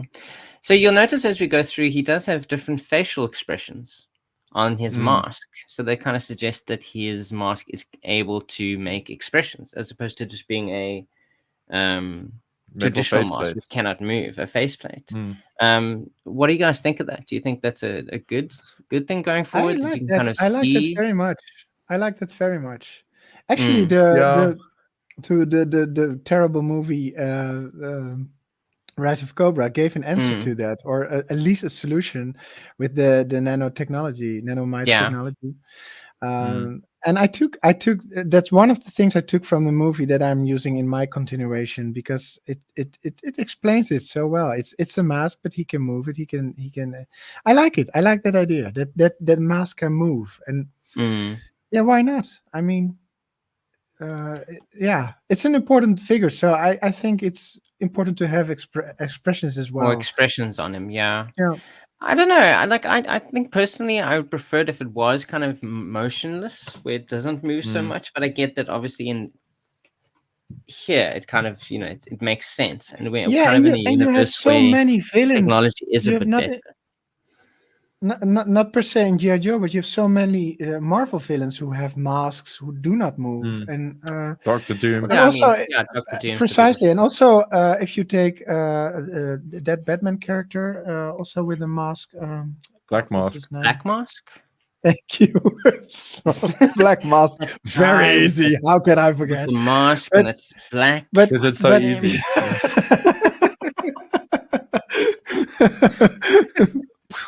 Anyway, but Black Mask, but if he would have non-movable masks, what makes him different than in how he looks, especially in a suit like this? I know it's Destro. Destro should have a talking mask. I mean, we grow up with him like that. It suits him. I don't know. Yeah. No, I get where you're coming from. Maybe I'm just used to, I think, thinking of him as being less technologically advanced. It's just a mask, and it's more. Well, I'm thinking more of like a live action thing. Like if it was like an immovable mask, it would come more from his voice as to his villainy and who he is than it is about overexpression. Which I think can often be quite interesting. But I think it does work better here in this comic book, that he can kind of like emote. So Destro, that's my thing. That's my like can emote. Yeah, you can draw. Or my thing is it's a case of just use the right mask for the right moods. I mean, in this case, having his face move with the mask works, and other instances having the Doctor Doom style grimace works as well. As if it just depends on the sort of flavor of the scene and what you're trying to achieve in that book. I think they both work. I think Destro is cool like that, and that they both work. Yeah, you can do it differently. So he offers Duke offers Destro a place in his organization. He's like, look at this cool shit I'm making. He lays down his classic line of like, what's the biggest thing in every war? Who's the winner? It's the weapons. The weapons win, and who controls the weapons? I do. So I'll be the one winning, no matter what happens. And he kind of offers him a place, in his organization. And Duke is reminded again of the death of his partner.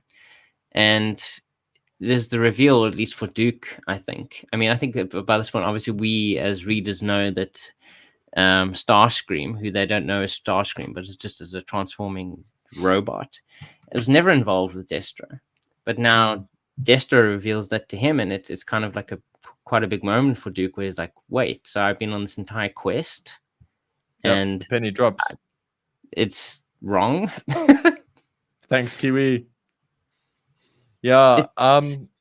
Unfortunately for him, he's all his fire is now kind of like gone out of him. He's like, but what do I do now? And also, I just want to again, I know I swoon over the art for this book, but just props to the art. Like little movements with the hand, just the way Destro gestures to himself using the two fingers, of the like sort of the thumb, the way he pushes against his chest. All that very natural, very human, non-verbal sort of cues. This guy, the guy who's drawing the book, and I suck at names. I'm sorry, it'll come to me. I think this was Mike Riley. Mike, no. Yes, Mike, I think that Tom. sounds right. Tom Riley. Riley. Mike. Yeah. Yes. Black mask. Really great observational illustrator. Like this guy, he takes a lot of time looking at the world around him and doing lots of studies, and you can see it. It definitely it just comes to life, and it's very inspiring actually, just from an art point of view. Sorry, I'm derailing it now with the art. No, it's not derailing. On the story. We're talking about this as we go It's a along. great part of the book, so it's one of the biggest parts. I mean, the story comes through the images. Yeah, definitely. So he gives him the offer, obviously, but then Duke, as Duke would do, he rebuts it. He headbutts it. Oh, I would have hoped, but it's only a 5-parter. But this could easily have been a 10 or even for the long run if he would have accepted that and then infiltrated from within and make it. I really, when he took the hand, I was like, oh, this is interesting. Where is this going? And then the butt head, and then very different. Back again too. And I was kind of disappointed. I mean, Daddy Destro lining. Just gotta put that out there. You see that, yeah. Cool. Sorry, Mark. Yeah. But yeah, I mean, you could have done a lot. Detail, by the way. Yeah, you could have done a lot more with kind of like having him turn for a while and figuring the stuff out for himself. But because of the brevity of the series, and precisely. they cannot because of the general, like obviously like with the whole it Energon felt, universe. It felt Yeah, but it felt like a missed opportunity somehow. But also, this entire series is for me, it was way too short. There are all kinds of things that I thought, oh my god, they could develop it, and perhaps they will. I mean, this is just the stepping stone to a greater arc, hopefully. Yeah, but yeah, it I was kind of disappointed. It could also be on purpose. I mean, they kind of leave you wanting more, but only giving you so much, so that you are kind of like wanting to keep reading. You want to go into the next mini, get to the next mini, get to the ongoing series, so that you're constantly involved with with what's going on next. Yeah. And those missed opportunities, can present as something that they'll do in the future. And the cool thing is that there are letters pages, so they are reading what people are saying as you go along. So I think they can adjust as they go along. They're like, oh, people like that moment. They wanted to see more. So they could actually incorporate that later on, which I think is quite cool. The interaction with the fans. For me, I would have liked it if, with this, I mean, this is why we do this. I don't know if I would have loved it if like Duke was like, oh, I'll spy on Destro now. I'll pretend to be his friend. I think it actually would have been cool if he was like, you know what? Yeah, actually, yeah. Let me like, this guy gets it. This guy understands where I'm coming from. Let me like work for him. And then as Destro's there, as Duke is in Destro's army, he starts realizing, actually, no, wait, hold on, I'm the good guy because this upsets me, this is wrong, that bugs me, I'm, and then maybe his behavior kind of inspires Mercer because him and Mercer could be on missions. Oh wow, yeah, and then you're really fleshing this out, Mike. You're making this worse for Mark now. Mark's score is a 4, now it's gone down to a 3. He's like, they didn't do this thing that I wanted them to do.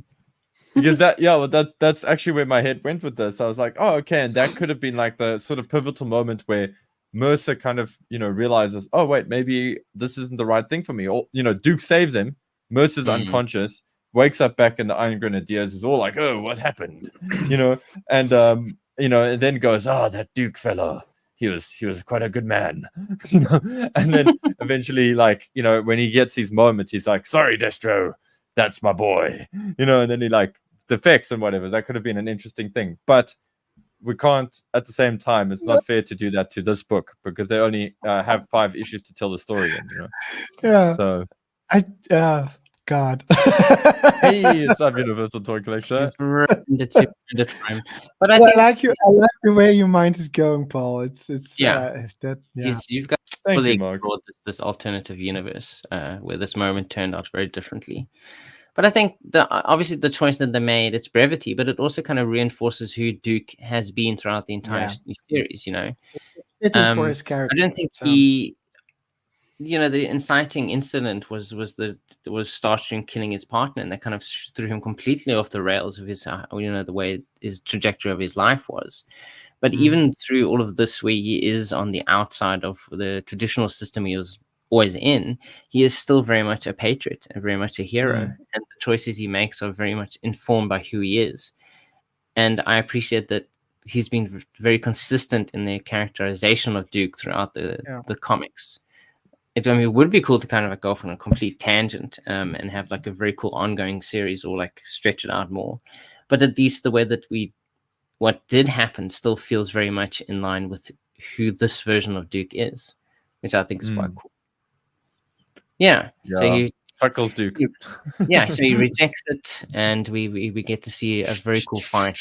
Oh, that fight is so awesome. It's cool. I mean, it's short.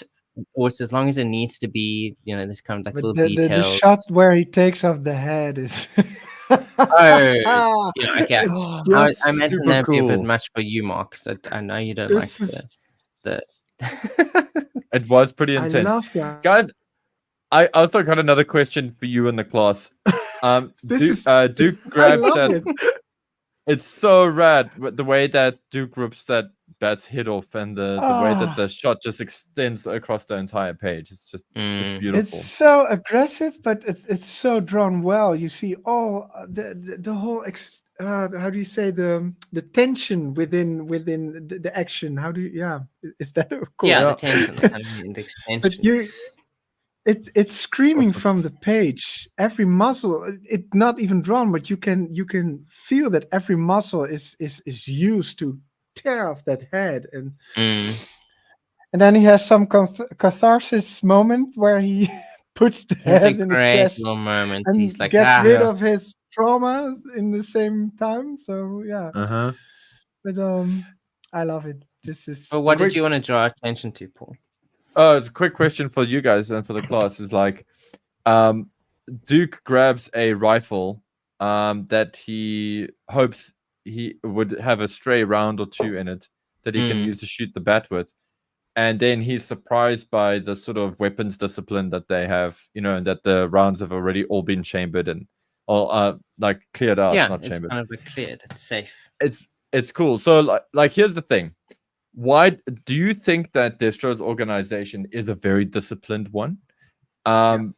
Yes, cool. Okay, oh, absolutely. But why do you think they're disciplined? Do you think they're disciplined because they just just really care about safety, or do you think Destro is like a stickler for like ammo and stuff and stray bullets ending up in guns? That he's to the penny, or to the cent with everything. More that Destro is a real professional. He's the best, one of the best arms dealers in the world, and it's just professional safety guidelines that you have to do in a company if you want to run it.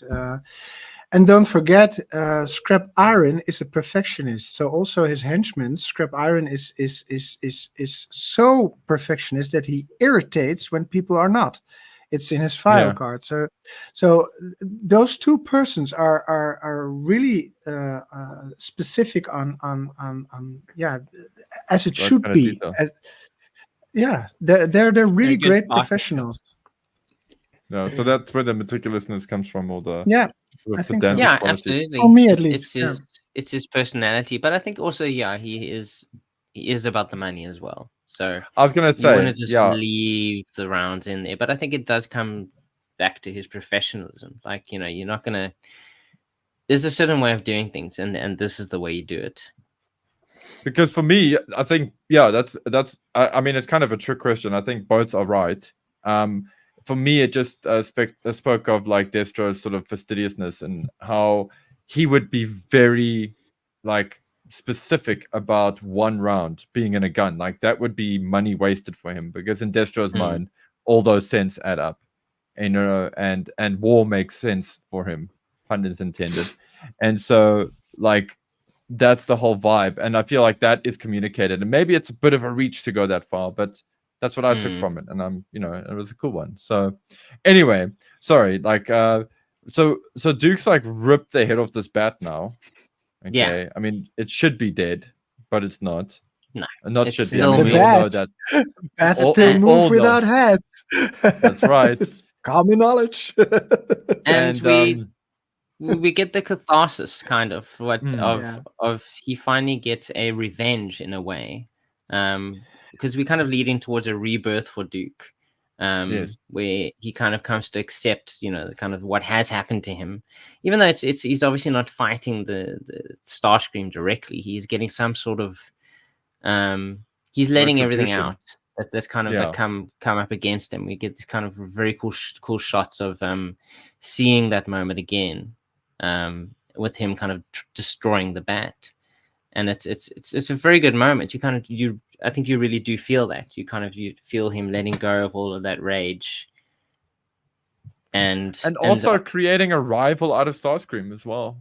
I mean, I think we're going to see that.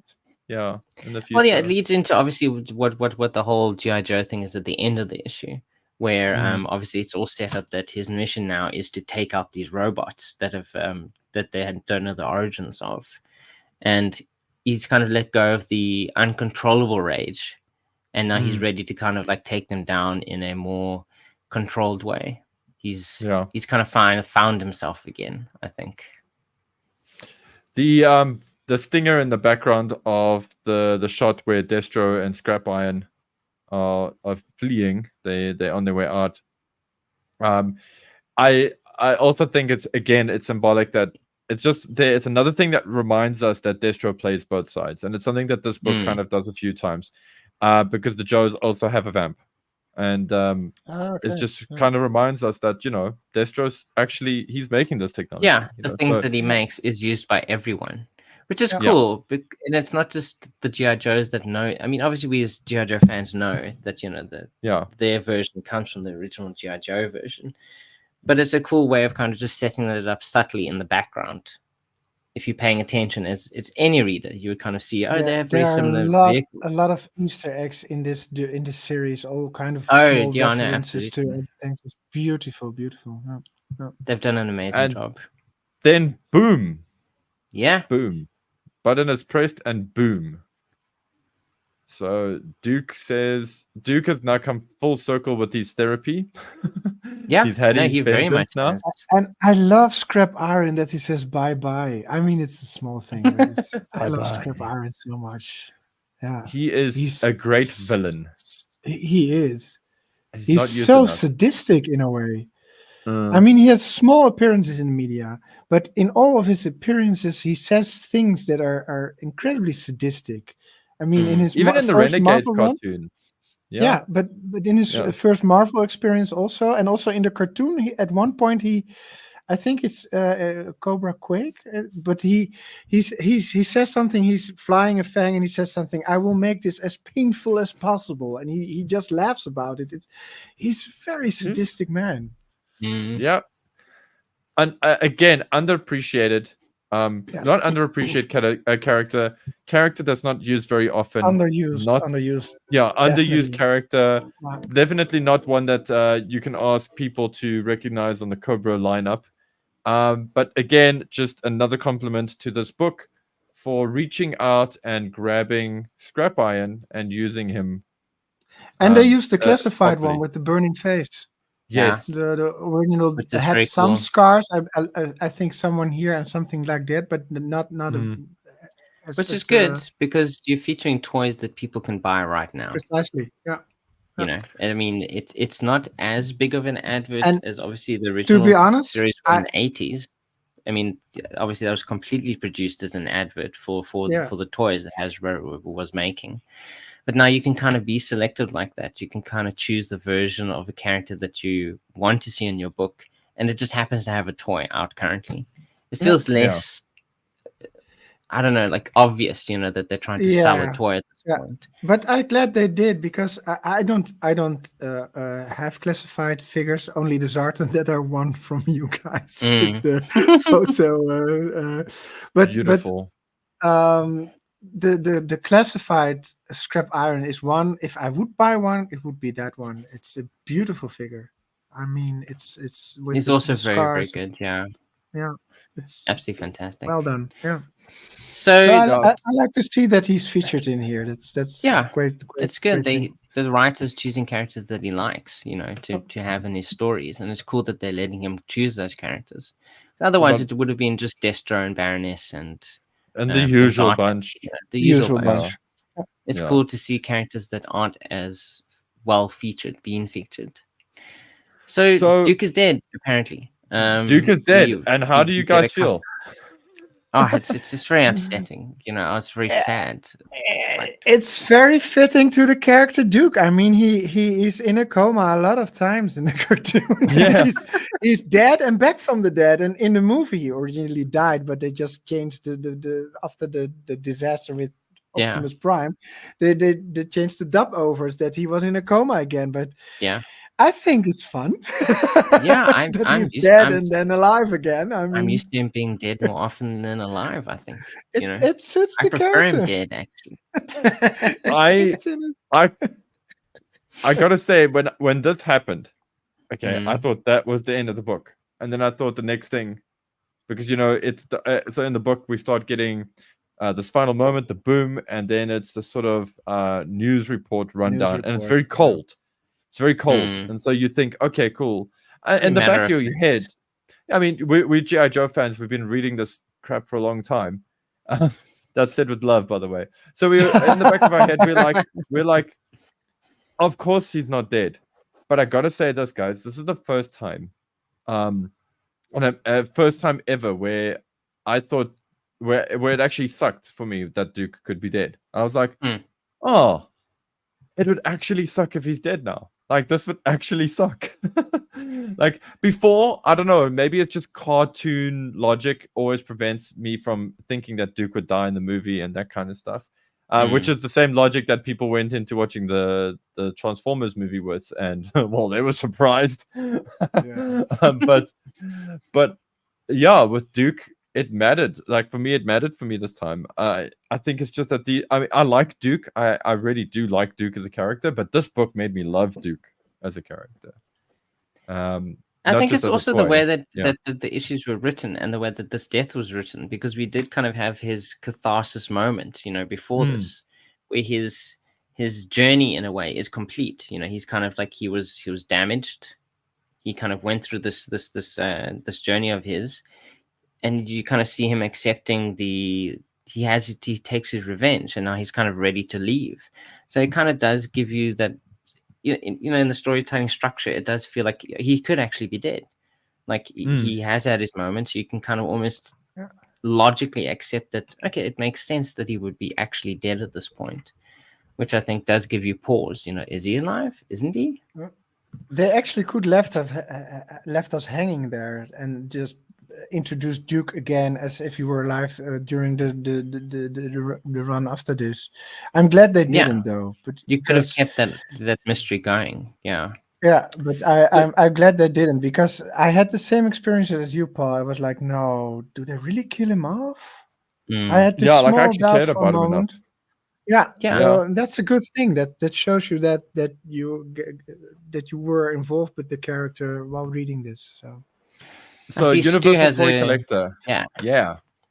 Do you guys think it's right to kill a mainstream GI Joe character? Asks Stu of Universal Toy Collector. Nearly said GI Joe Collector. I'm very clear about that. Also, in my own continuation, in my own play, I'm Sunbow guy. Nobody dies. I don't want any one of my when Larry Hama in the Marvel run killed off Quick Kick and the Battle Force 2000 and Doc, one of my favorite characters, Doc. Yes. I stopped reading immediately. I was so angry. Wow. Don't kill off my Joes. So that's a very cold moment in the book, definitely. Rob, I have some words, but I want to hear yours first, man. I think, I don't know. It's difficult because like the characters have been around for 40 plus years at this point. And they have had many stories told about them. But the thing is also G.I. Joe it's a team of characters. I think I've always said it. I mean, that's what I like about G.I. Joe more than anything else, is that there is such a large roster of characters that comprises G.I. Joe. G.I. Joe really isn't Snake Eyes, even though, I mean, the way that Snake Eyes is the only character we ever get toys of makes it seem that way. He is G.I. Joe because he's the most recognizable character. G.I. Joe for me is about the team. It's everyone. Yeah. So if you do lose a character, I'd probably be very sad about it, but I think it's okay. We can lose a character, It gives you a chance to tell stories about some of the other characters. Maybe finally, if we kill Roadblock and Duke and Scarlet and Snake Eyes, and Beachhead and Flint and Falcon, maybe finally Scoop can be the main character in G.I. Joe. If we kill enough of them, eventually Scoop will be the only character we can tell stories about. And I will make a book about Scoop, world. Especially for you. Thank you. So you will never, ever say this again. If you do that for me, then yes, I'll completely change my opinion. I'll be like, please never kill Duke. Never kill him. I actually put Scoop in one of my adventures, especially because he wasn't in there. Yes. And I put him in for you. So made me very. I will make one. I will make one for you. I promise. Hell yeah. So, Paul, what do you think? Can we kill? Is it right to kill main characters in G.I. Joe? I think it is right to kill. Wow. But what you guys have also, so basically what you guys have just highlighted in a nutshell is context is everything. Mark mentioned, Sunbow, nobody dies in Sunbow. Rob, you mentioned how killing off characters at least creates space for other characters to shine, because G.I. Joe is a team. It's not just an individual thing. And I agree with those, because context is everything here. My biggest criticism, and I know that many out there have the same criticism with Marvel and DC, especially if you're like in your 30s or 40s now, it's really annoying to have characters die, because they come back again. It lessens the impact. And this is exacerbated by the fact that it's usually on the same timeline. So, you'll have Batman will die 3 times, then come back as a vampire or something ridiculous. And it's still the same timeline as the same Bruce Wayne whose parents were gunned down and, that inspired him to be a crime fighter. So I feel like if in a situation like this, in this context, with this Energon run being separate, killing off characters is fun.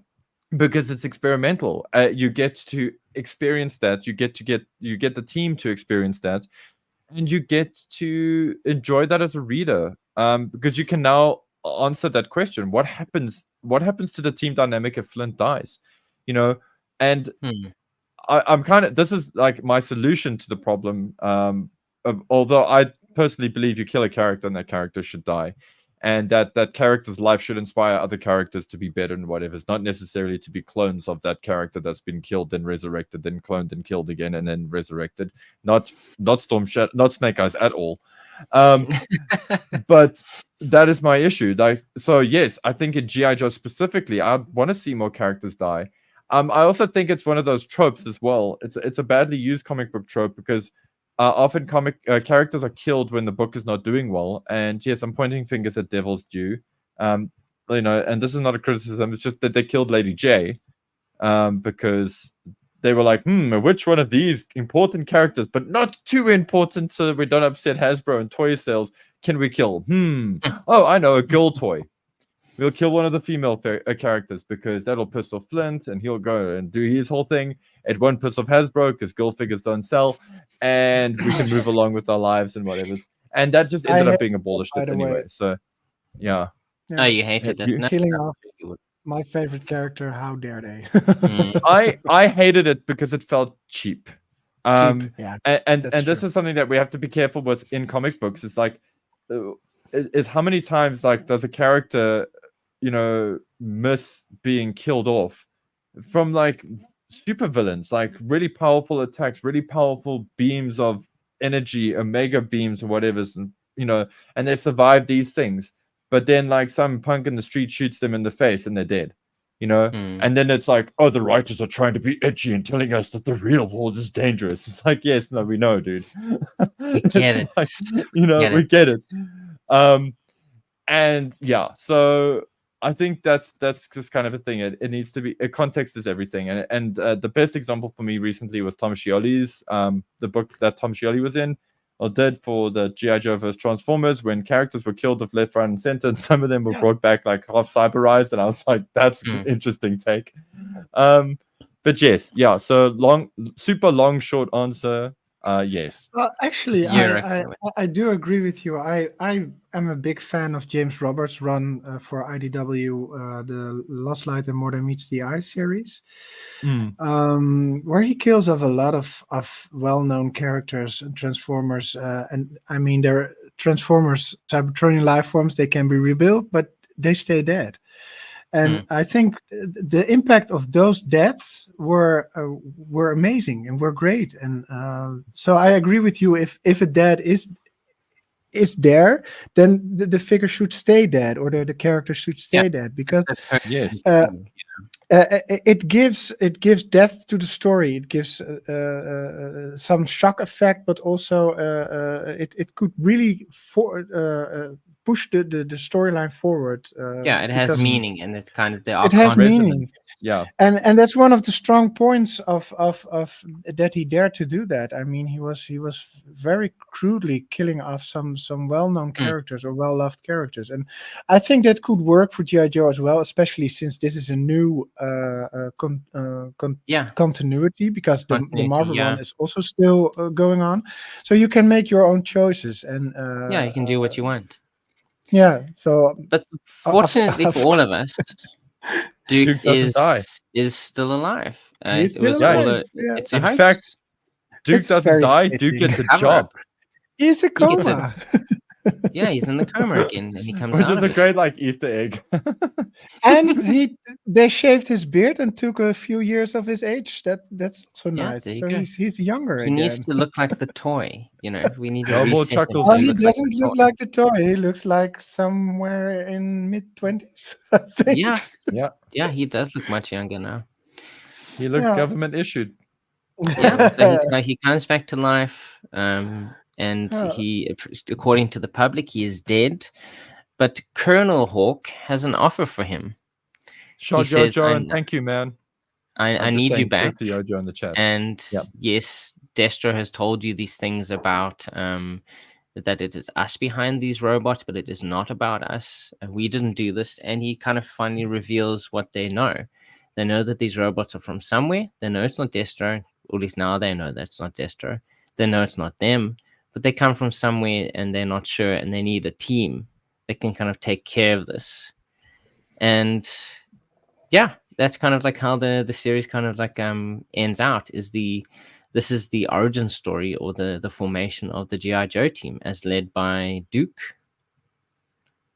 Which reformation of Team Delta, yeah, which I think is really cool. And we kind of have a cool moment of Clutch and him coming back together. He's still around. It seems Hawk is already convinced Clutch really and like Stalker and Rock by the and Roll. way. The character, He was great fun. Yeah, they did him really well. Yeah, and it's cool. They all feel cool. like people. They all have their own personalities, which I quite like, of how they've characterized them. They're not all just brush. Like, I'm a soldier and I'm gonna fight. I'm this guy. I'm Shooty Mac Shootingstein. Yeah, no, they're actually people. And there's a cool line, I think, where he actually essentially says the line. To all the one. No, it's like, yes, that is comical. I have the power. Thundercats ho? Knowing is half the battle? What? No, I can't. I saw it earlier. And the other half is lawsuits? Your country needs you. No. Let's go for a ride. That's never a good one.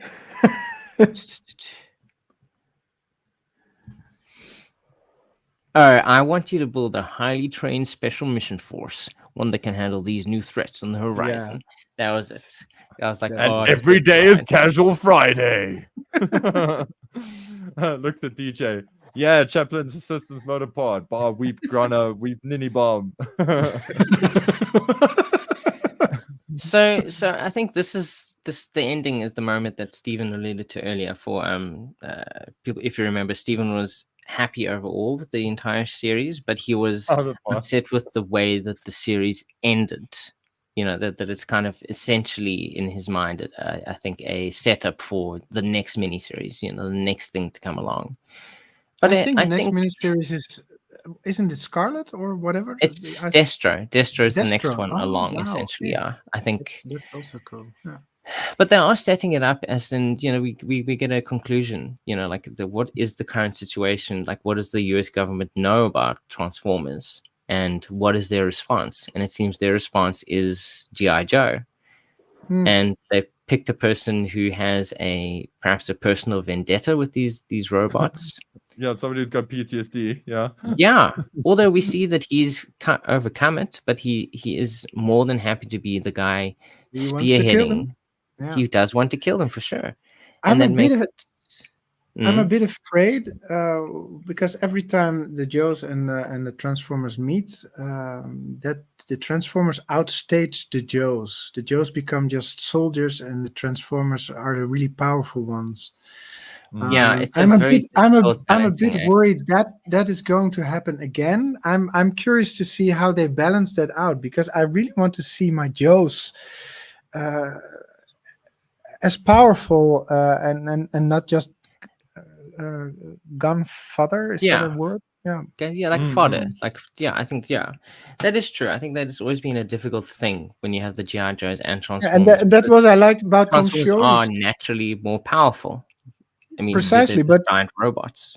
But somehow in Tom Scioli's version, it was balanced because of the absurdity, or I think. But it was such a great comic, and somehow every character and every confrontation, it felt more that they had their time to shine, and in all the other crossovers, it's more the Transformers against the Joes, or the Joes against the Transformers, and then the Transformers are... Or more accurately, look at Storm Shadow taking out Optimus Prime. Look at Snake Eyes taking out Starscream. But I think there will be more interesting stuff coming. I hope so. I hope so. I think absolutely. So what do we think? Issue 5 of Duke, the end of a miniseries. I feel like we should give it the whole miniseries like a rating now as well. I think so too. I cannot just judge this one without taking the rest into account. Especially the 5th issue. I think it really is. It's the end of what has come before. I don't think you can just read the 5th issue without reading the other ones. Some of them, I think you could read them on their own and they'd be fine. So Duke from Skybound. What do we think overall? Paul, tell me. For me, five bats. For me, it's a solid 4 bats. I think it's a must read. I didn't feel let down. I'm glad. I dig it. It could have only been better had I feel it may have been better if they added an issue or two, maybe just expanded on a few things. Yeah, I think the greatest failure of this whole story actually comes in this final issue where Duke is confronted by Destro, asked by Destro to join his side. Ultimately doesn't, gives Destro the middle finger, goes through the whole process only to wake up with Hawk offering him the same kind of job, and he is very willing to join in with Hawk. Meanwhile, all of the shit could have actually been prevented had Hawk just leveled with him. And I don't like the fact that it feels like Hawk actually gaslit Duke. That does let me down a little bit. It does, it does show Hawk was playing with people's lives. That kind of pissed me off a little bit. I don't like that Duke is necessarily sided with GI Joe like this, and I feel we needed more context. So this is why it's 4 out of 5 stars for me. That makes sense. You took the words out of my mouth. This is the reason why it's 3 out of 5 for me. All right. And that has also to do with the fact that I keep comparing it with Cobra Commander, which is it's unfair. You shouldn't do that. But the art by Andrea Milana, I think he's called, the Italian. But that sounds right to me. That art is it speaks to me. It speaks to me more. I find it really beautiful, and also the crudity of the series. It was such a different take on Cobra Commander, but on GI Joe also. It is. That was a 5 out of 5, and somehow Duke left me wanting for more, because I think if they made this a 10-parter, they could have done so much. I mean, the art is great, but the story and the ending is not that satisfying. So I well, I think it's as Steven said, it's its own thing, but it has to lead to what comes next.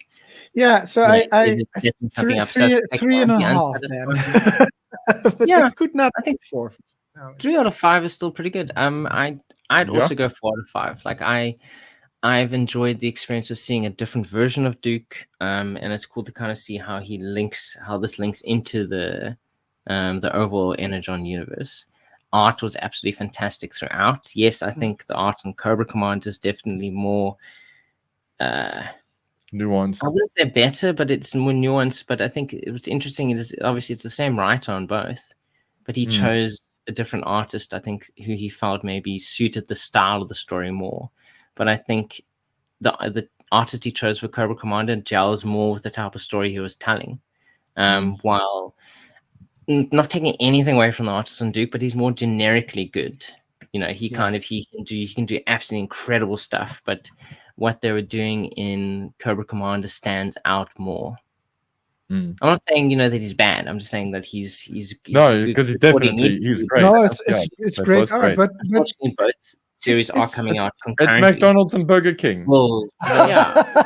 No, it's not McDonald's and Burger King. Not to reduce these artists down to something like McDonald's and Burger King, but it's a Michelin star restaurant with 2 stars or 3 stars. That is what it is. Yes, that's actually Burger King and McDonald's. Come on. For me, the artist, I don't see the artists like that, because I think they're both outstanding. Yeah, and I think it's just a matter of, do you like a Whopper or do you like a Big Mac? It's taste. It's taste. That's why I said it's unfair to compare them. But no, you really can't. No, it's apples and pears. It's not fair to compare them. But Cobra Commander, it swooped me off my feet. I really was looking forward to the next issue, and I read one issue of Duke, and I was like, eh. So I just, for this podcast, I read the other 4, and that in itself says a lot. I think. I mean, no, absolutely. I wasn't interested in reading Duke after the first one. I was like, no, it's not for me. So, but I did read it and I did like it, but yeah. Well, what I've loved about, what I thought was cool about both Cobra and Duke is that it's got me excited about comics again. Yes. And that in and of itself means that both books people have been singing the praises of the Transformers series as well. I think that is something that I will start reading, and maybe we can discuss it on air at some point, as well as the Void Rivals, because I think they're obviously trying to make them all very good in their own rights, but they do link together, and I think things make more sense as you go along if you have read more of it. That it's the classic thing, where the comic companies trick you into buying everything because, I need to know how it's working. But at least in this case, I really want to know how it works and how it all comes together. And I'm willing to kind of give in to that urge to want to own all of it, which I think is awesome. I'm excited for what's next in the GI Joe comic book. Well, it's only a trick. It's only a trick if the publishers are convincing you to buy 8 books a month that aren't good. But so far the quality has been very, very good. Yeah, I mean, it's a feature when the books are actually quality. In the 90s. See they're working towards creating a universe that makes sense, and it's something that you do want to read almost regardless of what the stories are, specifically about. You want to know how this all comes together. But I'm glad we were all able to come together tonight and discuss Mark's fantastic launch of his hardcover book, which thank you. I'm very Thank you excited. for having me. I really enjoyed it. So yeah. I'm glad that we can share this with everyone. I'm glad that you are putting it out there in a way that other people can get it. Oh, I feel bad now, actually, that we, GI Joburg was hoarding these books for themselves. We have all these books. No one else can read them. That's all my fault. That is your fault. You should have done this sooner. But I hope everyone goes out, take a look. I mean, as we said, the link is in the description. It's there. Have a look at what he's done. And decide for yourself if you want to get it. I think you should definitely get it for sure. And Duke number 5, we've finished Duke. In our next episode, I don't know what we're going to be talking about. 327. I'm sure we'll be discussing the final issue of Cobra Commander. And there's Destro on the horizon. I don't know. 2 weeks from now, maybe. Yeah, maybe not. And maybe I don't know. We'll see how everybody feels, but let's see what's happening with the mainline book, because obviously we're going to carry on with that. Oh no, absolutely, we will definitely still be reading it for sure. Will the zombies eat in the next issue of GI Joe? I don't think we'll find out. I don't think they're ever going to eat, but maybe they will in this one, Rob. Let's hold on. Will they use ninjas to solve the problem? 80% says, right? Magic 8 Ball says most likely. Will Snake Eyes die again? Possibility is high. Wow. Will he come back? Absolutely. But as we go out the door, we want to thank all our patrons. Mark is one of them, but there are many more. And we appreciate everybody that supports us and allows us to kind of, keep on going. And as we always say, keep the lights on. We appreciate every single one of you. And yeah, there's lots of cool stuff. If you're a Patreon, there's tons of cool stuff that Paul does for you guys. If you're on YouTube, I think you also get a bunch of stuff too. Yes. I don't know how it works. I'm very hands off. I do a vlog. I do a kind of a vlog. I do these. I show up to talk. I release some of the music stuff to the guys. And yeah, just like I try to make it. I try to incentivize it as much as I can. And you also get a discount on the merchandise. So those are very cool GI Joe inspired shirts that we have. Right? Snake Force and GI Joburg. So yeah, very if you guys similar, want to but look, not the same. They're legally distinct. like the GoBots are different from Transformers. Anyway, yeah, guys, go check that out if you prefer to support things and have a physical proof of doing so in the form of like a cool shirt or something or whatever. So you're looking for a cool GI Joe shirt that will definitely stand out from your peers. Go and have a look at our merch store because nobody else is doing anything that looks like that. At least not that I've seen. I don't know if that's indicative of anything, but anyway, whatever. We're talking about this way too much. And then there's obviously the GI Joburg YouTube membership. Sorry, that's not a. Hard to remember. Yeah, it's a hell of a word, but that's where you can read it also in get your the hands on like Steven's. Sure there's a very nice flowery language down you there. get access to the vlogs of the blogs from Steven. Yeah, Steve. They're nice, by the way. I can tell you. Hell yeah. Yeah, they're not cuck, hey Steve. No, they're real good. They're real good. He's there. He's watching us, eh? Anyway, he's caking us. He kyk ons al nag uit. Oh, okay. Yes. Next thing you're South Africa. Bart still needs his GI Joburg G-string. Working on it. They pulled that off the store, man. I'm sorry, bro. The problem with that one is that the pictures Paul makes doesn't fit on the string. Yeah. There's too much art, too little string. I've got to make something. To put the art on. Yeah. You're gonna have to make him personally. Give him one personally, Paul. Like I need like Alpine or something. Like there's a string there, and it's Alpine on the balls. Like oh yeah. Anyway, cheers, guys. Madness. Mark, thank you, and thank you to everybody that joined us live. You guys are all legends. Really appreciate it. Stay sexy, everybody, and until the next one, be good. Yeah. Be good to each other. And yeah. Good time. Sleep well. Night Creeper bird. Oh my goodness, Night Creeper is Where's the video?